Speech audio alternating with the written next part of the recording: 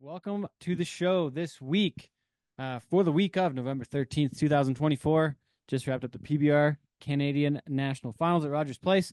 My name is Ted Stovin, and I'm joined by two very special co-hosts this week.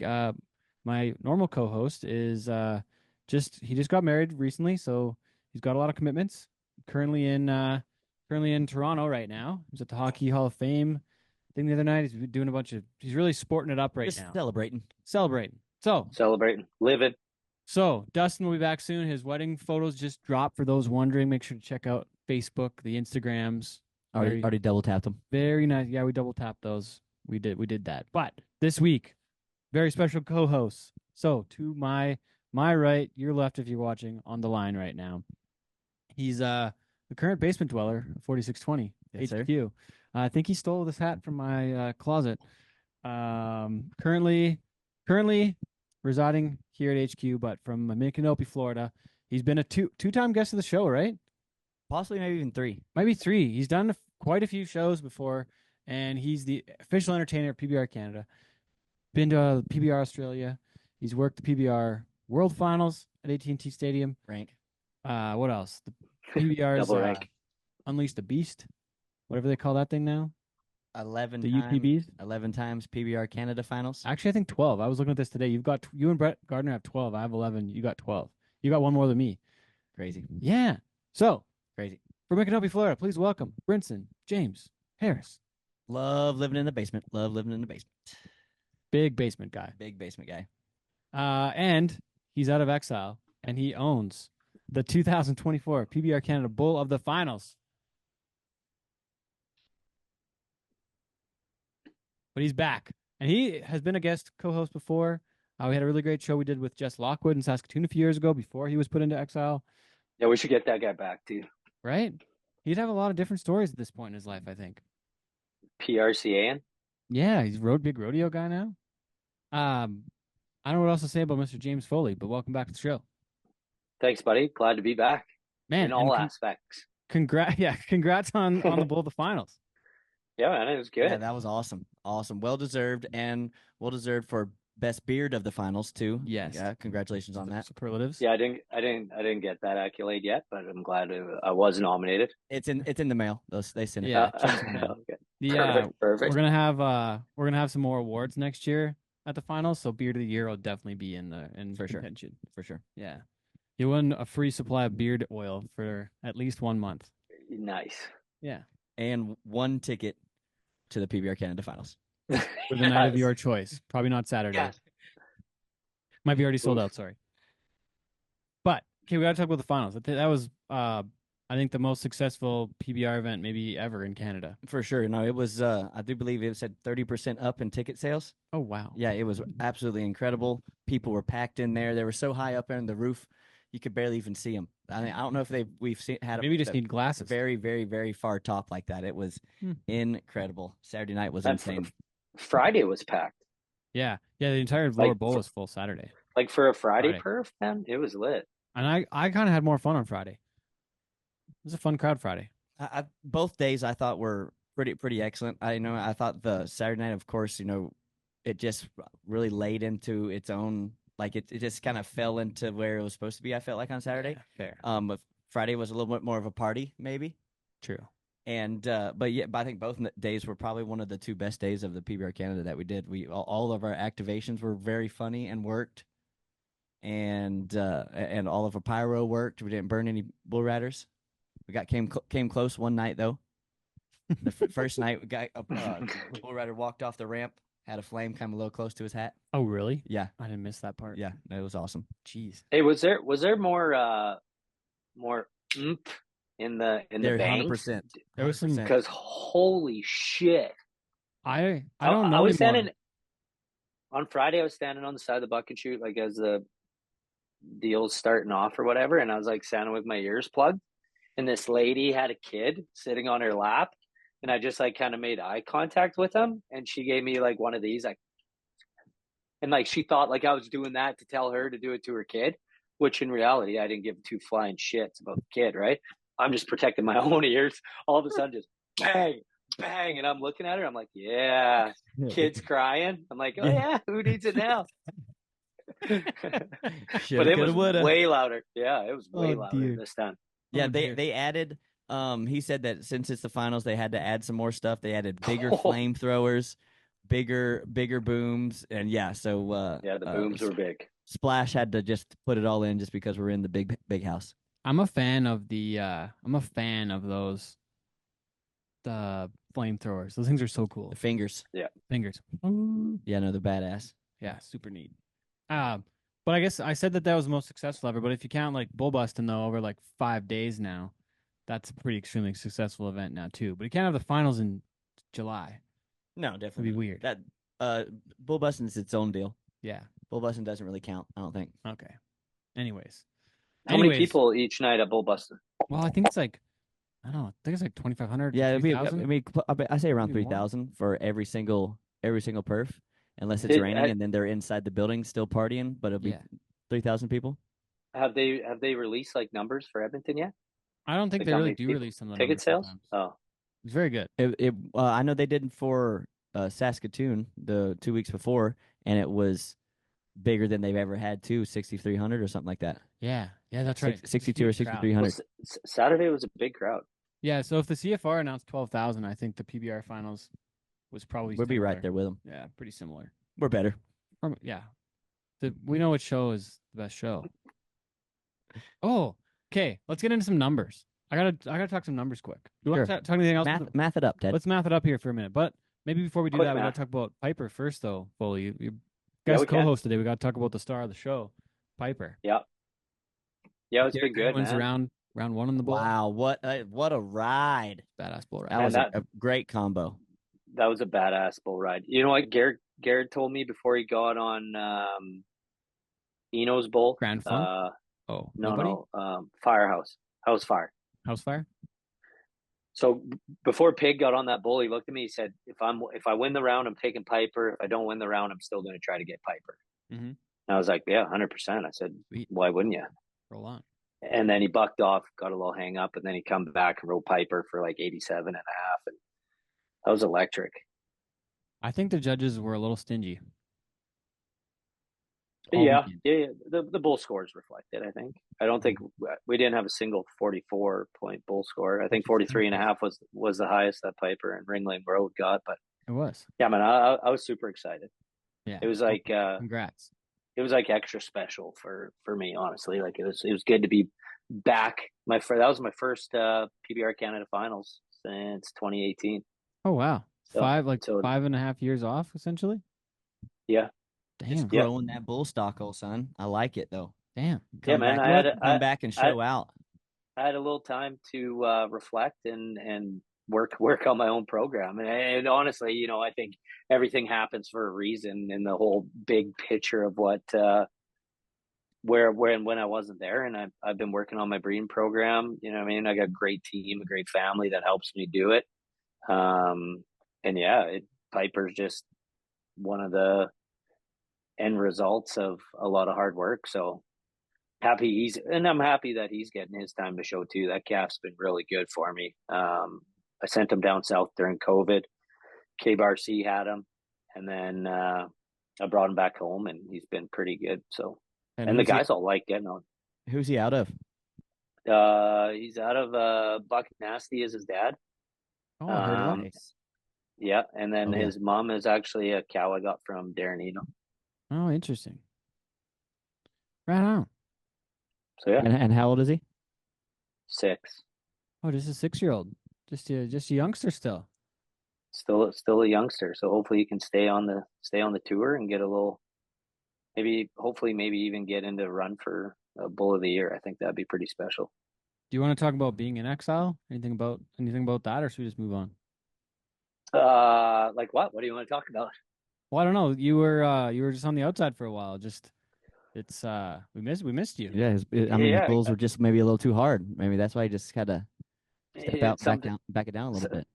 Sometimes you get put in the outside in the penalty box for a bit, and I stayed there, and you know what I mean. It's one of those things where sometimes you got to be careful what you say, and Heard of it. and yeah, and then you know what I mean. I had to work my way back, and you know Dakota Butter first and foremost, like Jim Thompson and Darren Eno, guys that invited me to their events. They kept me doing what I was able to do, keep my breeding program going and be able to showcase those animals. And I just had to work a little bit harder and make sure my animals were maybe at that step up. Dakota Butter invites me to Kindersley, and I go there, and the rest is history. I brought a good set of calves there, I thought, and Piper obviously impressed Jason, and he wanted to see him again, like I said, in Saskatoon, and then Crimber got on him, which, like, if I could have drawn a picture to make it like, I mean, it's John Crimber, the kids, absolute electric, right? And let's be honest, if you get, sometimes I feel like you get maybe a little better bonus points or a quarter point if a good rider's on them. Maybe, for sure. Maybe, you know what I mean? Definitely, 100%. So you know what I mean, that helped obviously showcase Piper. They were 89.5 or 89 or whatever he was on him. And then I got him to get to buck on Friday at the final. So you know what I mean? Hopefully I can stay in there and my animals are good enough to keep me up there. I feel like we got a pretty decent breeding program, some really good calves coming up. So I'm excited, man. Well, we're glad you're back. Missed you. Yeah. Missed you, friend. It was good. Like, man, the PBR Canada finals for myself and my family, we enjoyed the shit out of it. It was a good time. It was awesome just seeing everybody and being at that high level. For sure. Yeah, no, you were around for quite a bit back in the day when I first started coming around there, and it was good to hang out with you at some of those smaller deals out in Lloyd and everything like that. And then all of a sudden I was up here at the big ones and you weren't here and missing you. And so, so really glad to be back and bringing the heat for sure. Yeah, man, it's good. What else kind of blows you maybe got on the go here that you're thinking that some some sleepers maybe? So I got a couple really good 4-year-olds coming up. I took one to Saskatoon. He just didn't get to show. That calf had a horrible.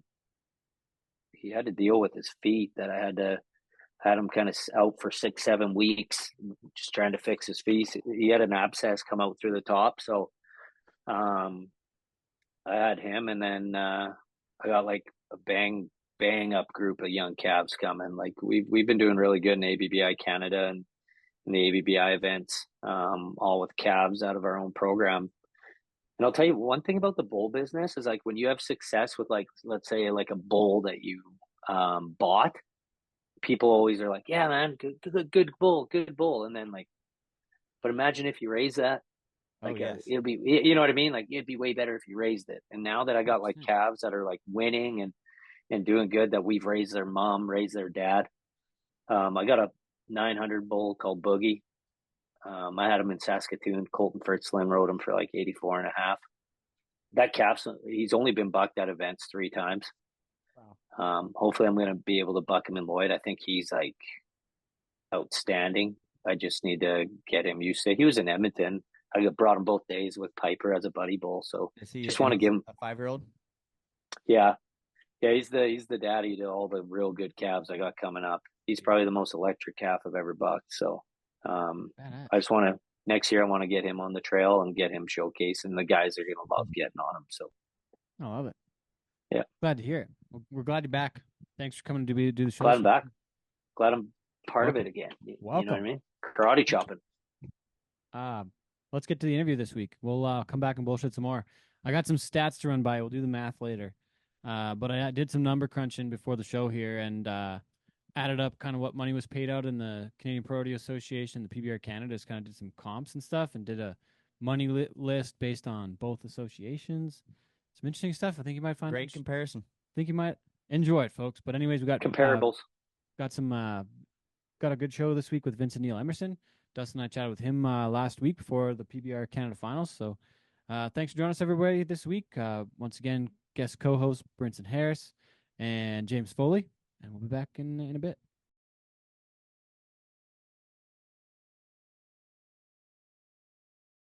Well, you woke up in Kansas, and I don't actually know where he is now, but I got to thank my friend Garrett McKee from the Hippies and Cowboys podcast for lining this one up. He's this guy's tour manager, and Man, I can't believe he lined this up to get this guy on the show. But please welcome Vincent Neil Emerson to the Cowboy Ship podcast. Thanks for joining us. Hey, thanks for having me on, man. So Appreciate you were it. telling us a minute ago, where were you going to and from today? You guys had a heck of a drive. We are, yeah, we finished up a run with a band called City and Color. We were last place we played was in Kansas. I think it's Lawrence, Kansas, and we're on our way to Birmingham, Alabama. So we're kind of halfway somewhere. I don't know where we're at exactly, but we're halfway to Alabama. We'll be there tomorrow. Damn. Okay, I gotta say too. So listening to your sound, and like I think one of my favorites so far, Roadrunner. Also like a song that you have with Coulter Wall, but like, how the heck does a guy that sings old timey country and western music with a steel guitar end up on a tour with City and Color? That seems like a little bit of a juxtaposition, as some might say. Yeah, I don't know, man. You would think so, but I think to me, genre doesn't really matter so much. I like a lot of different things, man, and I think Dallas Green, he's the guy of City and Color. He's into all kinds of stuff, and he likes country and singer songwriter stuff. I consider myself more, a singer songwriter first. So yeah, they're good dudes, beauties.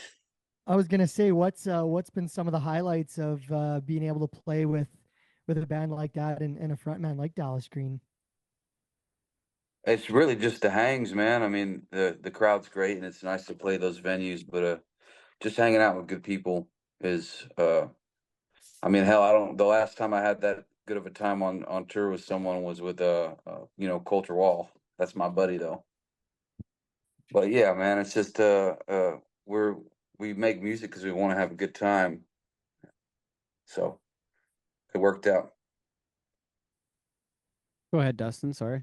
Well, I was just curious if there was any real one particular cool story from the recent road trip, or I mean, I guess you're still on the road. So is there anything over the last little bit that's really stuck out when you talk about the good times you're having, or maybe does it got to stay off it was too good of a time, it's got to stay off the public channels? I'm trying to think if there was something that really stuck out, but I mean, it was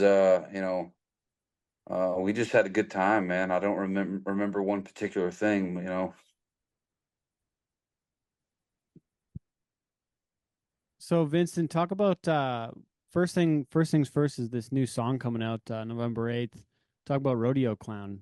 Garrett said I could use it for every Rodeo Clown intro for the rest of my life now. It's like pretty ideal. There you go. Yeah, man, it's just a goofy song I wrote and uh, produced by a guy named Pat Lyons, who actually plays in Coulter Wall's band, and he's produced some of Nolan Hoffman's stuff and most of Coulter's stuff. So it's out November 8th, I think, is the release date for that one. Yeah, So and pretty then soon here in a couple of days. I think Garrett said you got a whole record coming in the spring. Is that right? I hope so. Yeah, we hope it'll come out in the spring. We did just get done with a record in the studio not too long ago, so Oh, we're sitting awesome. on like 12, 13, 14 songs that nobody heard yet. Oh, wow.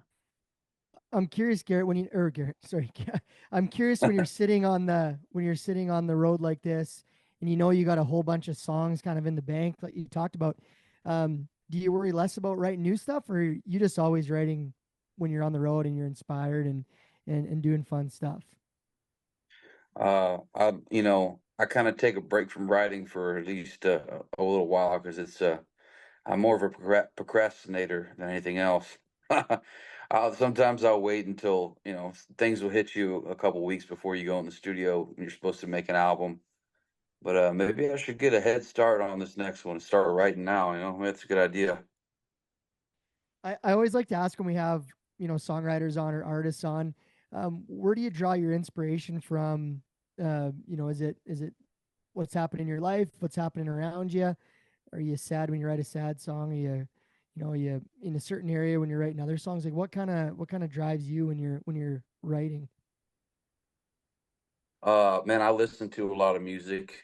I listen to a lot of old music, and as far as like what I want something to sound like. I'm really influenced by whatever I'm taking in at the moment. So I think that's what jumps out to me first. I pick up a guitar and start to like, try to come up with something. And I know that's what's driving me is the stuff I've been listening to lately. And as far as the content of the lyrics, I don't know how it happens sometimes because it just random things will hit you and you'll get an idea. So, but a lot of it's, a lot of my songs I got some really sad songs, some really, goofy songs like Fried Chicken Evil Women, stuff like that. But and I'm a big John Prine fan too, and I think early on I really believe that it was important to mix humor in with all the good, the bad and the ugly. So, well, these days, I'm just writing about my life and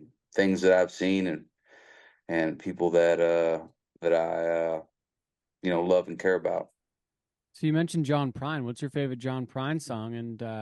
And are there any that make it to the live show for for those that maybe haven't seen your live show yet? Man, I used to play Angel from Montgomery almost every show. Uh and I didn't want to wear it out, so I put it in my back pocket for now, but I used to play that one a lot. And I used to play Hello in there and what else? The Fish and Whistle. I mean, if you put all of John Prine's songs on a dartboard and threw a dart at it, any one of them is my favorite John Prine song. What's your favorite version of Angel from Montgomery, though? Because I got to say, one of my favorites is Bonnie Raitt with John Prine. But there's a few different versions of that. But I wonder, who do you think performs it best? I like Bonnie Raitt's version a lot, but I think my favorite version of it is John Prine doing it. I think he's like sitting in a boat. It's like you find the clip on YouTube. Maybe he's like wearing a pair of aviator shades, sitting in a boat. That's my favorite version. You were talking about your inspiration on writing, on what you're kind of listening to at the time. So if we were to hop onto your, what you're listening to right now, what's buzzing on your favorite playlist right now? Um, Man, I'm ashamed to admit it. A lot of my music nerd friends will probably give me hell, but I just figured out who Bobby Charles is.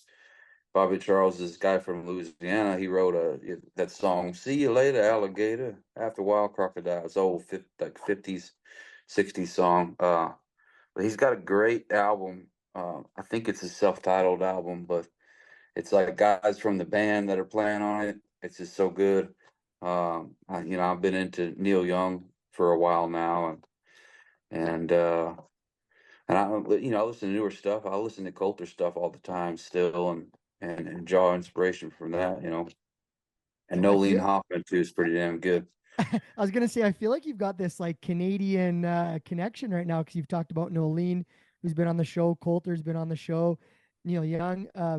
What is it about these Canadian artists, or is it just by chance? And City and Color too. They're all Canadians. Yeah, It's totally. crazy, man. I don't know. I think the Chisholm Trail runs from Canada all the way down to Fort Worth, Texas. So maybe I think for the Western people in Canada, there's a strong cultural connection, whether people know that or not. But uh, I've just been real lucky, man, to meet a lot of good folks, and a lot of them happen to be Canadian. Just like And Garrett you've that hooked been, the show up too. yeah, totally, right? Yeah, my TM's Canadian. There you go. You're like an honorary Canadian. Um, but let's talk about, kind of growing up, uh, and what inspired you to kind of become a musician and a songwriter, and what that kind of musical journey was like for you. We love to find out, how it all began. I've been trying to come up with a good answer for this question since I started doing interviews, man. It's like I don't really know. I just kind of fell into doing music for a living. I was like, I was 19 years old and I just had a guitar and a handful of songs and would do open mics and stuff. And I had some buddies who were getting shows around town and they helped me out and I somehow fell into it as a career. But as far as like what really inspired me to start writing and playing, it's just the love of songs. I found Towns Van Zant somewhere on YouTube when I was, searching around, and it was game over from there, man. I just was just such a big fan of that. The whole idea of being a singer-songwriter was just so cool to me, and the idea of crafting something. So did it matter where you were geographically? Like I believe if, and I hope I got this right, like you're a Texas boy, is that right? Is that where you were doing all your playing when you started? Yeah, yeah, I'm from Texas. I'm from East Texas originally, and then I moved to Fort Worth, um, and around the time I was like 18, probably 19, and that's where I got a lot of my first shows was in Fort Worth and Dallas. Does it matter where artists are honing their craft, or do you have to be in a certain area, to find success, or can you find success in the music industry, or like what you're doing from anywhere? It seems like a lot of people worry about that, about where they're at and if it makes a difference. I know a lot of folks will move to Nashville or Austin or wherever, but Fort Worth there is some stuff happening there, but it's not like Nashville or Austin. So I somehow made a career there. So I think if you can make it, in your hometown, you can make it anywhere, really. Or in the case that we were talking about, like a Coulter, Nolene, they're coming from small little towns in Canada and seeming to find success. I know you toured with Coulter. You guys are obviously friends. Have you had a chance to play or tour with Nolene at all in that mix as well? With Nolene, we did one. I think we'd done one show together, but I can't remember where it was. I think, but I met her for the first time. We were on a festival with Coulter and a bunch of other artists, but I don't think I've done a show with Nolene yet. But we've hung out before, and she's such a good person, man. I want to talk about Vincent. I want to talk about a couple things that was mentioned with Garrett, but I got to talk about the time when you worked on the ranch east of Dallas. You said you ended up writing a couple songs during that period too. What's the story on the ranch? What were you doing there? What's the story? I was kind of a long one, but I was going through divorce at the time with my first wife, and I didn't really have anywhere to live, and I was kind of bouncing around looking for an apartment or something, and I got a good buddy named Evan Tate, who owns a farm slash ranch. It's called Tate Farms, and I'd always wanted to try to try my hand at doing some cowboy work, and he was kind enough to take me in and try to teach me a little bit about that. And but I lived on his ranch for about 3 months and tried my best. Talk about some of the inspiration though, and where some of those songs started at the like been staying on the ranch kind of thing. Curious about that. There's a song called "I'll Meet You in Montana." I think I wrote that one while I was staying on his ranch. It's kind of like a love song, chasing a girl, that doesn't want you in the end, really. Well, that's how it ended up for me anyway. But and there's some other ones I can't remember. But I was so busy there, I really didn't get a chance to write much. That's like the only one I came out with. I was too Well, busy sorting screws in the shop, and doing random shit. I was gonna say, what was the worst job that you got stuck with when you were spending time on the ranch? Um, well, I never really drove a tractor before, and he had me raking hay, and there was a bunch of bales out in the field, and I was so scared I was going to wreck this equipment. I didn't want to foul anything up, so the first time I drove the tractor and was raking hay was pretty scary. But you know, I grew up around ranches and and horses and stuff when I was a kid. But it's one thing to just see it and then know people that do it versus actually try to do it yourself. Uh, what about uh, what about your connection with Willie Nelson? What's the story on that? Man, I wrote the song Willie Nelson's Wall. Uh, is definitely an homage to Willie. But I've just been a big fan of his music for a long time, and there's a festival that he holds on his ranch that they hold on his ranch. It's called Luck Reunion, and being around the Fort Worth and Dallas and Austin music scene, a lot of the artists, a lot of those guys are, they're in with that. So when I started getting a little more success, they took notice and asked me to play Luck, and then I was fortunate enough. It was COVID time; everything was locked down, but I got to play Willie's Fourth of July picnic, and that was really cool. And then when things opened back up, they asked me to play his birthday party, which was pretty insane, man. All these really famous people like Sheryl Crow and Steve Earle and Ray Wiley Hubbard. We were all in Margot Price, so just kind of sharing the same trailer, hanging out. That's a wild intro to that little crew. Yeah, it's pretty cool, man. They're all good folks, I've been so lucky to meet so many good people, man, and my heroes and stuff like that. I got to sing with Willie on stage No way. that day. What Pretty song? damn cool. I think we were singing "I Saw the Light," maybe, or Oh, no way. "Will the Circle Be Unbroken?" Maybe I can't remember which one.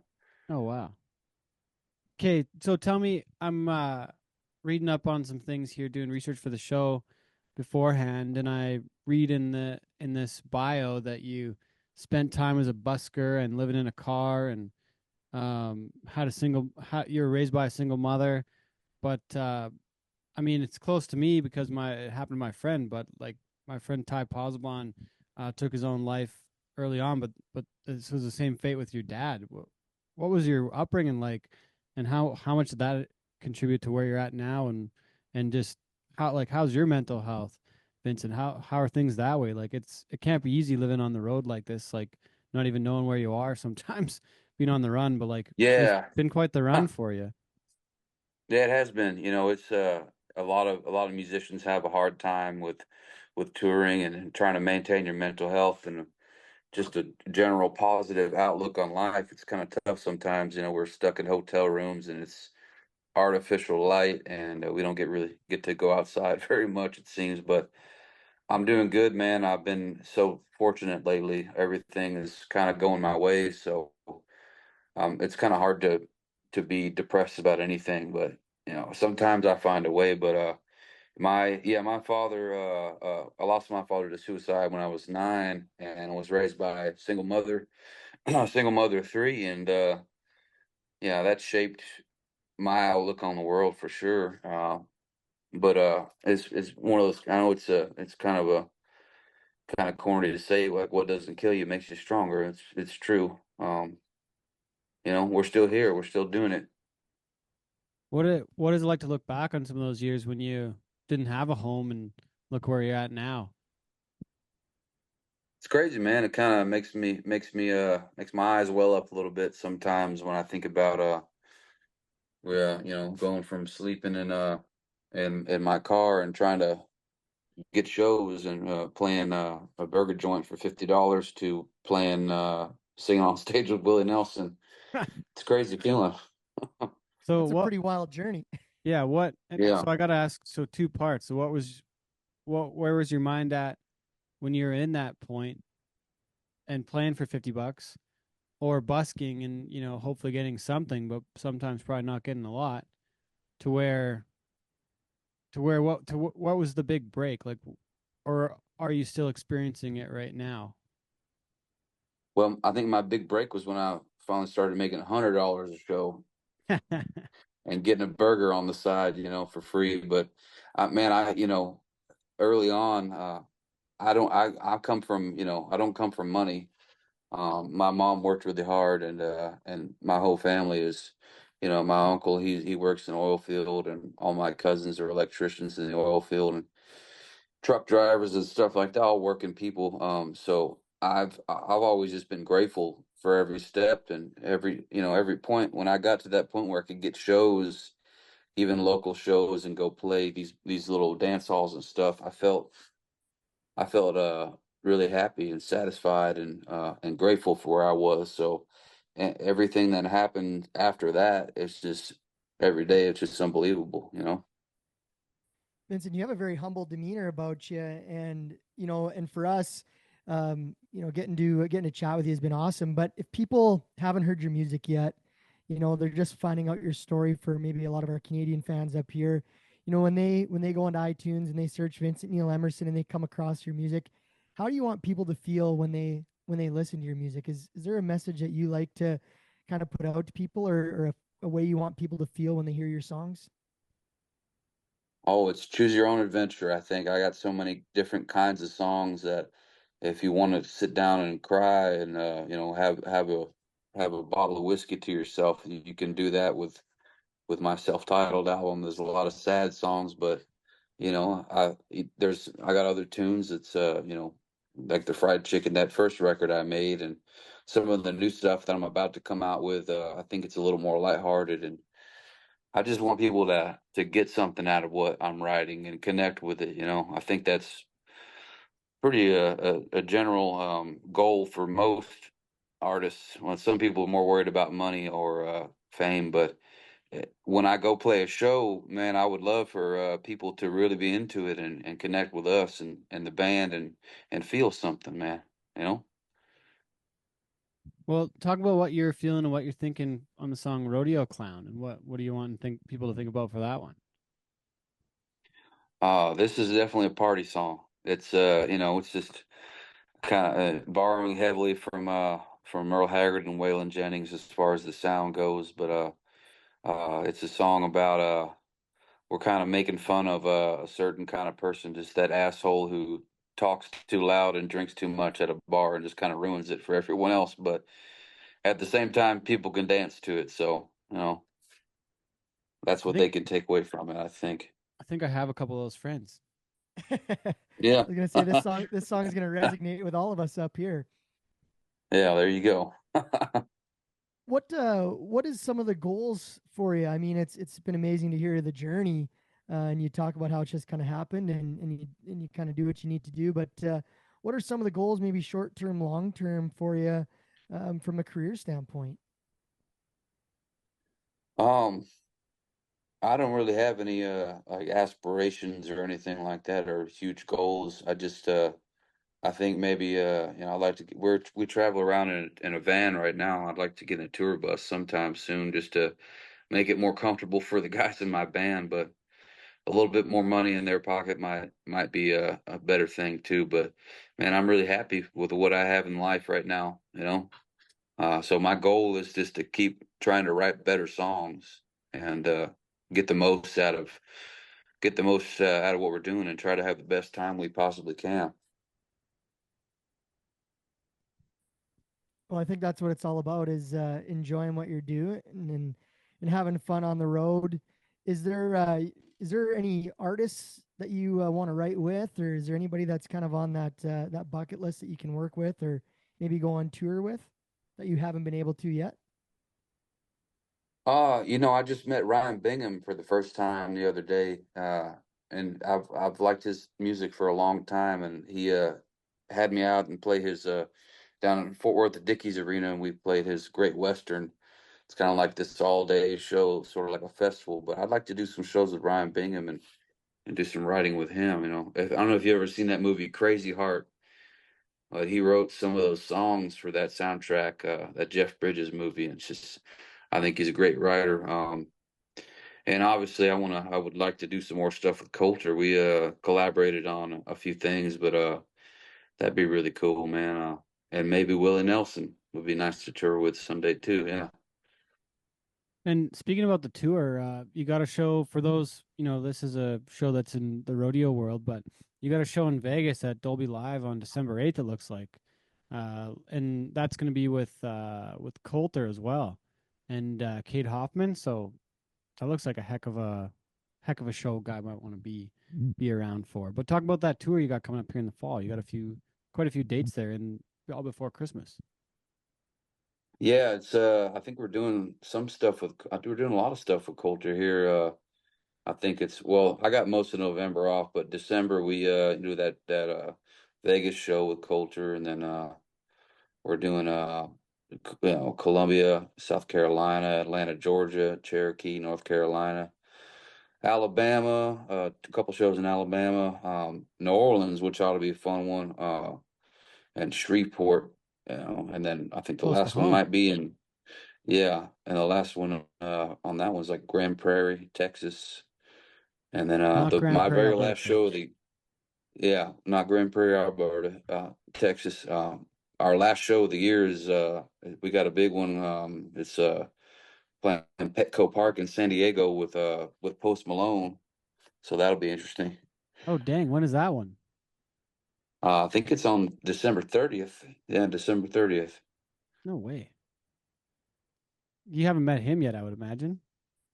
I have actually. Me and Garrett we played me and the boys band we played Stagecoach, this festival out in Yeah. California near the Agua Caliente reservation.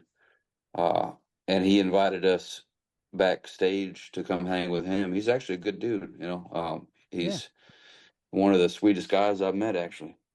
Was that before his like kind of that country set that night? I was there. I was there actually that day at that show and heard his whole like his kind of debut was kind of stagecoach that night for the whole country kind of album. Yeah, yeah, it was before he went on. We were hanging back with him and playing beer pong. No shit. Dwight Yoakam walked by at one point and I shook his hand. Yeah. That's Yeah. cool. That was a That hell was of a great. that was a hell of a night. Well, because you guys didn't you guys play that day at like earlier in the day on the same stage or somewhere in there close by? Garrett was telling me about it. I never got caught up with them down there, but you guys We played played, earlier that day, didn't you? yeah, we did. We played the same stage as Dwight Yoakam, but earlier on in the day, and then Yeah. yeah, later on, Post Malone played the main big stage, I guess. Yeah. Dang. That's neat. What are your thoughts on that whole mashup of everything that he's done this year? I thought it's gone over quite well, and I think he did it quite authentically, and did it with a lot of great partnerships. Yeah, I know some people are, as country music fans, I think a lot of people are very protective of the genre, and everyone wants to save country music, and and I get that, but I think the guy is. I was a fan of some of his stuff that he did, and I've seen interviews with him, and he seemed like such a good, genuine dude. And he's a Texan too, so he had my vote from the get go. So, but I think to me, it just seems like he's just some dude who likes music, and he's just kind of following his own journey, and he likes country music, and he wants to pursue that, and it's cool, man. I think artists like him are doing stuff like this. I think it's really it's good for the rest of us because kids are getting into country music, and now it's cool, man. Talking about fellow artists, I was reading your bio. There was some mention of Charlie Crockett in there as well, and he just played up here. I don't know how long ago that was. Back in Ted, the we spring went to with the Nolene. show. Yeah, we went and watched with Nolene, and I really kind of grew a fan of him. But it sounds like somebody that you've worked around a bit as well. Yeah, I've known Charlie since I started playing shows. Really, I was doing it for a couple of years around Fort Worth, and then when I started to come around Dallas, I think he had just come back into town from like New York City or New Orleans or somewhere, and he was starting to get make his mark on the music scene around there. But I've known him for a long time, yeah, and I'm proud of him. Everything he's doing, man, it's pretty cool.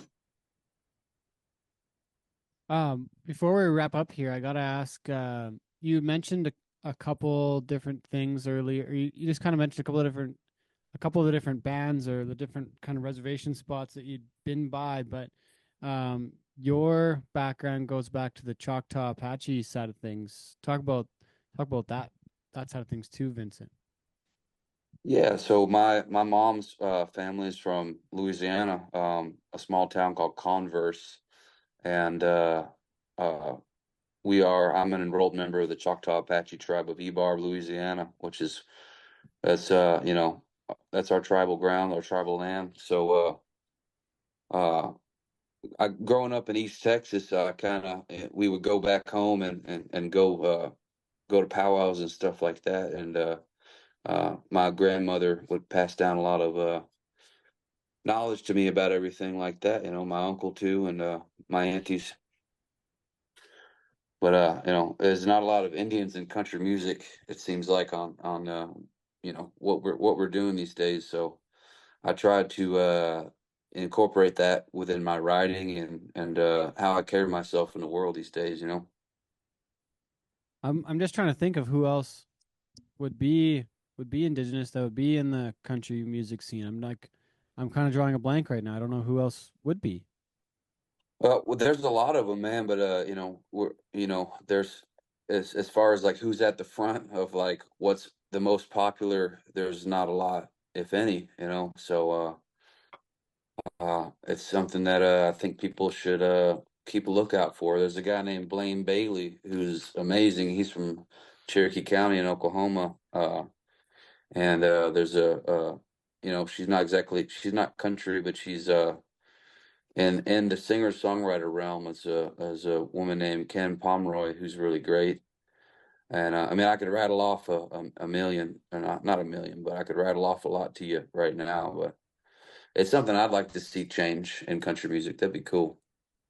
You mentioned John Prine early on, and I think it was Blake. Did you say Blake Charles? What was the name? Bobby Charles. Bobby Charles. So what I remember, so Cor Blund is a friend of mine. He's been on this show a number of times, but he introduced me to Don Edwards and a bunch of stuff that Don Edwards wrote. I gotta ask you how he might be kind of somebody that's an influenced too, but maybe I'm going off on a tangent there. Don Edwards. I'm drawing a blank right now. That's okay. I thought it might be somebody that would fit into your realm. I'm a big Don Williams fan. Oh yeah, same here. I'm not sure if I've listened to much of Don Edwards though, admittedly, but I'm still finding new stuff all the time. As much as I'd like to sit back and pretend like I know everything about all the great music in the world, which is good for me because if I knew everything, I wouldn't be excited to find something new. So Yeah. I'll give Don Edwards a spin. Well, there's one that's the best part about music. Yeah, there's one that Core brought up that he has been playing at some shows. It's really neat. It's called Coyotes. That one's really neat. But when you go and look at the Don Edwards stuff, I think you'll be really impressed at all the different songs he wrote. There's a ton of stuff that you'll recognize that he wrote. Oh yeah. Yeah. Yeah. Oh, that Coyote song, Coyotes, yeah. Yeah. Songs of the Trail, yeah, Cattle Call. He did a lot of the old ones then, yeah. Yeah. That looks like some cool stuff, man. Yeah, I think that he's not doesn't sound like John Prine, but he just made me think when you got talking about some of the folks that are maybe a little bit less in the forefront, because Core brought up to me and I was like, I don't know who the heck Don Edwards is. I have no idea. Then he started showing me some of the stuff. Yeah. And I was like, oh, this is really cool stuff. That is cool, and it looks like he does a lot of cowboy songs too, like Diamond Joe and Yeah. yeah, and he's got some other. That's cool, man. Down on the Brazos. I love cowboy songs and stuff like that. I've never really written about it because I try to stick to what I know, and I'm not a cowboy, so.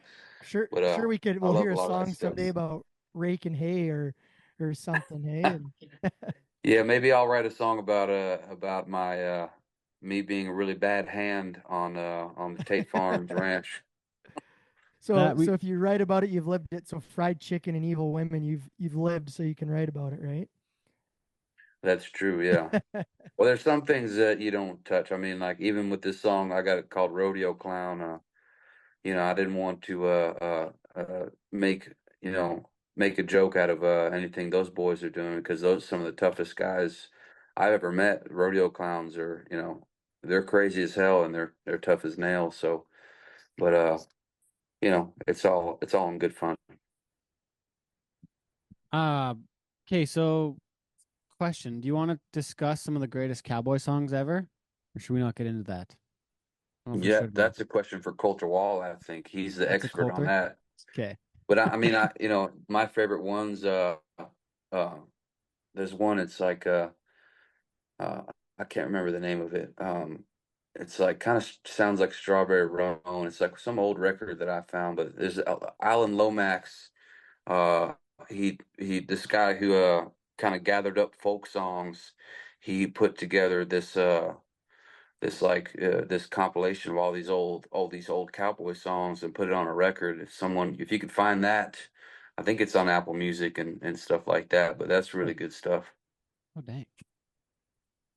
Oh dang. Dustin, you got anything else before we wrap things up? What else we got to cover here? No, nothing crazy. It's been great to talk about what's coming up and kind of little and learn some more about you, Vincent. I mean, for us, we're like you. We love discovering new artists and chatting about music on the podcast, and it's cool that we've got some connections, with some of our guests on the show and you. And now I'm going to be like you. I'm going to get a chance to totally dive into your playlist a little more than I have this past week and listen to some more new tunes and hear what you got coming out in the future. Excited to hear it, and yeah, excited to see what you continue to do. Yeah, man. I really appreciate you guys taking the time and talking to me, having me on your podcast. It means a lot to me.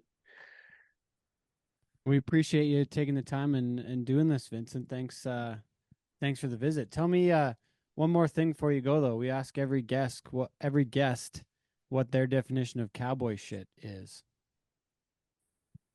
I found out the hard way that cowboy shit is not always, you know, roping cattle and riding horses. Sometimes it's sorting screws in a shop, or maybe it's going and spraying mesquite. Cowboy shit.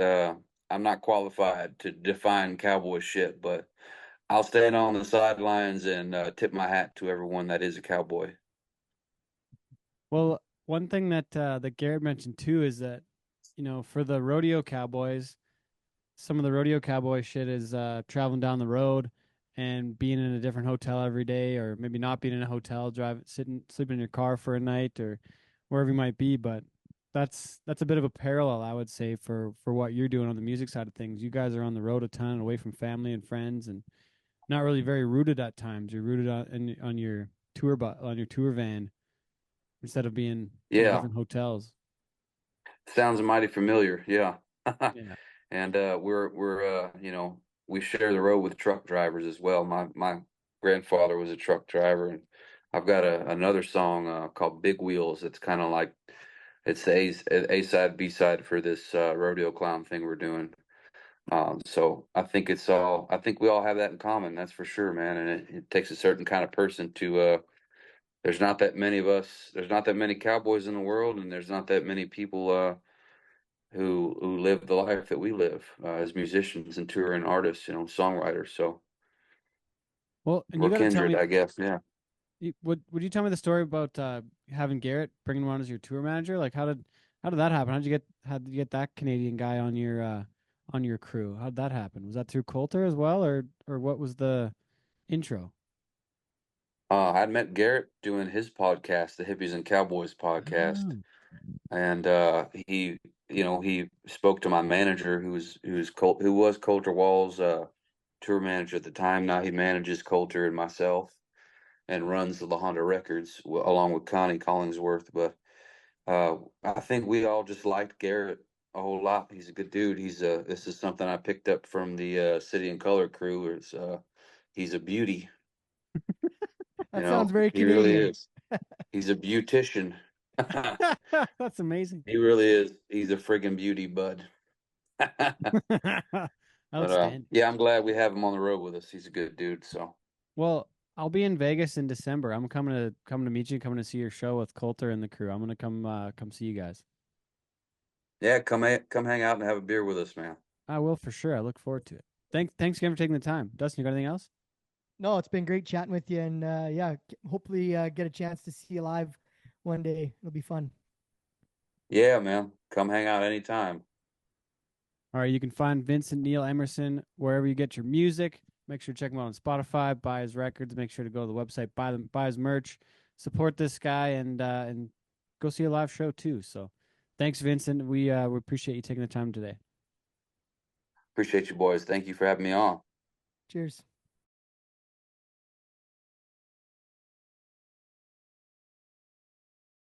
And we're back. Now time to slice some numbers down. For sure. Once again on the second half of the show here with Brinson James and James Foley. I like that. My brother's name is James also, but I'm William. A bunch of Jameses rolling around. William. Do you ever go by Billy? No, not really. I got a lot of nicknames though, Foley. Got a lot. Got a ton of nicknames. Yeah. Yeah. Well, that's the time for another. We'll save that for another show. Okay, I gotta get some numbers here. I've been cruising on spreadsheets. Been using that spreadsheet out. I'm kind of a spreadsheet guy. So, fun stuff. So what we're doing is breaking down Canadian Pro Rodeo standings versus PBR Canada standings. So I ran a few numbers and I stole some stuff off the Canadian Pro Rodeo website, the PBR Canada website. So if you look at the top 30, rodeocanada.com, I did a quick sum. The top 30 guys in the CPA, the average earnings was $22,992, and the total paid out was $689,774 for the top 30. Then I went to PBR Canada, top 30. Obviously, a little bit of a different story, but average is 30,404. Some was 912,000. So how much difference is that? About 6 to 9. 2 something. Yeah, 220,000 kind 30? of thing. 230, yeah. So top of the list though, just for comparison. So 1, 2, 3, 4, 5 guys made over 50,000 in the CPRA. In PBR Canada, it was 3. So a little more top heavy. So Nick Tetz won 249. He won 153,000 just in Edmonton at Rogers at the PBR finals. Cody Coverchuk won 91,000 on the year just in PBR Canada, and he had like 89 going in, so he didn't make very much at the finals. The only other guy to make more than 50,000 was Callum Miller. Then we had Coy Robbins was 4th on the season, won 48,000, and Ashton Solly won 46,000 on the year. So a little more consistent, but once you leave number 5 Grady Young at 52,000, Jared Parsons was next at 42, but he didn't even get to compete at the CFR. He would have been damn near season leader if he wasn't season leader going in. I think Jake Gardner was first going in, but what did 30th make in each? So 30th in CPRA was $4,600, and 30th in the PBR Canada was $3,100. But the weird thing with PBR Canada with the points is there's an Aussie guy here, Donnie Rutherford, that was 31st and won $7,800. So the money's a little bit different. It goes by points instead of money in PBR side of things.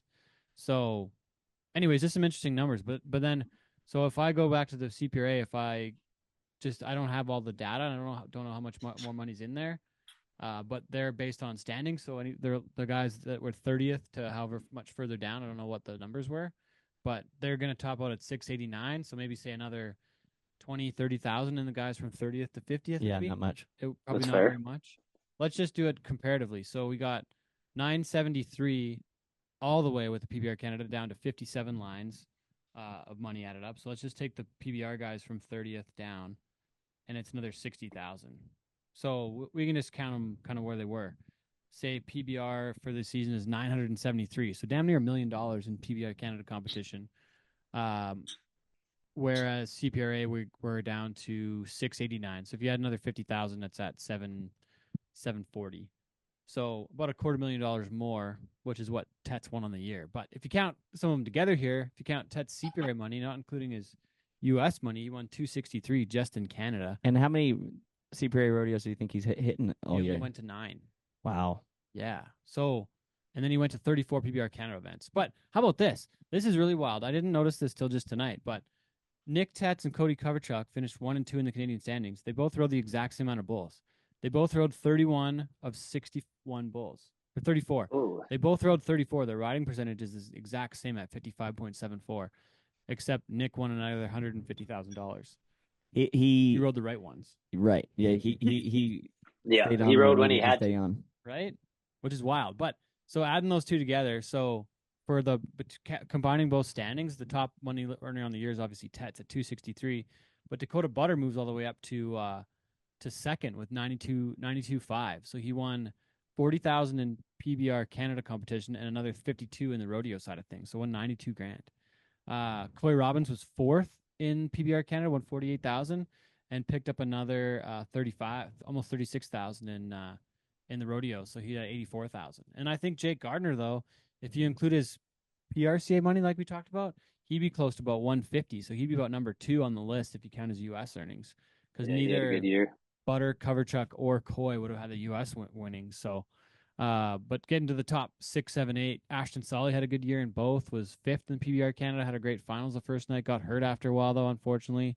Won a round of the CFR. He won about 30,000 there. So he's 6th on the list, 75,000 on the year, almost 76,000. Jared Parsons missed both finals. He won 71,000, almost 72. Before that, Canadian champion on the rodeo side, William Barrows, that's at 67. Did not make the PBR Canada finals. Ended up in about 34th place on the year. What did he go into the CFR with for money won? Ooh, like not very much. Kyle Brown was crying hole at 13th at 16,000. No, Kyle didn't stay on. So he had less than 16.8. He got in because Parsnips didn't come. Yeah, so he was below Kyle. Kyle didn't win any money at the CFR. So Barrows had less than 16.8. So he won a shitload in Red Deer or in Edmonton. No kidding. Nick anyways, Tetz yeah, is number interesting. 2 rider right now in the past 45 days for riding percentage. He's 80%. Who is Barrows? No, Tetz. Nick Tetz Tetz, right yeah, now. he wrote a shitload. But if you go to like the top 10 for PBR, like PBR and CPRA, the top 10 made 95,000 each on average, and they won 956,000 combined. So the top 10 guys won almost like half the money. If you count the 973 plus 750, 1.65. These guys won almost. They won the top third of it, anyways. So interesting. I thought the numbers were kind of wild, though. I wanted to break it down a little bit. Well, I was looking at if Cody Coverchuck goes to 33 events. Is that what that number is? Yeah, there? 33 PBR Canada events. Right, and still comes out of 91,000. It's pretty good. What is that? When Butter Butter has to go to 30 rodeos as well. Yeah, 30 rodeos as well, plus 28 events, and gets $1,000 more. That's Wow. a way to look at it too. Dang. So Coverchuck, like if you're thinking about per capita, although I wonder how many bulls he got on, because if you think Butter got on 47 and 23 is 60, so that's the minimum amount of bulls he would have gone on is 60 to make the same amount of money. I guess, but it's 5. He went to 20. How many? Says he 26. said he was 34 for 61 this year. Coverchuck was, yeah. As was Tetz. But we're saying like Butter had to do a lot more work for the same amount of money. Oh yeah. Butter and make a probably lot more got on- miles. for sure. Butter Yeah, no. probably got on what, like 80 bulls? 20 more? Well, 80? Yeah, 100 bulls? 47 plus at least another 35 probably. So 35 and 47, that's a lot of bull riding. Yeah, interesting. So if we're talking efficiency, definitely Tet's number 1. Probably number 2 would be Coverchuck. And And now that's still after ain't that, Callum Miller probably. that's still not Nick Tetz and PBR US Yeah. money too. I don't even know what he won down there. I don't even know. Anyways, check out the numbers. I thought it was kind of interesting. But I bet you next year, I think it might be a goal now that they're this close. The PBR Canada will pay $1 million next year. Oh, 100%. I think that'll happen. So watch out, folks. Stay tuned. And I hope to see you all at the finals in Edmonton and Rogers Place. See you at the next season's events. We're adding some new, bigger things next year. Yeah, we are. We're gonna do some fun stuff at the Ty Posbon Finals banquet before the event. That's gonna be great. Yeah, we're stepping it up a notch. We're just kind of adding every year more and more and more. It's gonna be grand.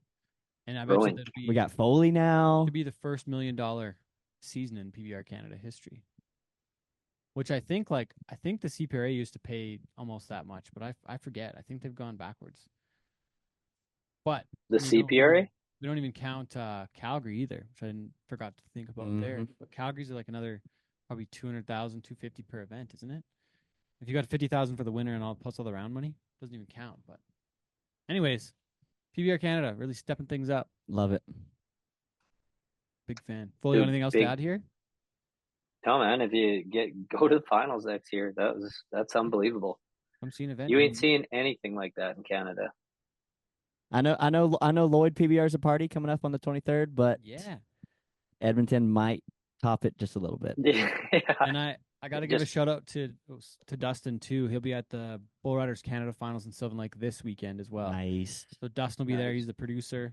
I'll see him there. Yeah. All right. We'll see you all next time. Cool. Thanks for joining See you us. in Lloyd, brother. See you in Lloyd.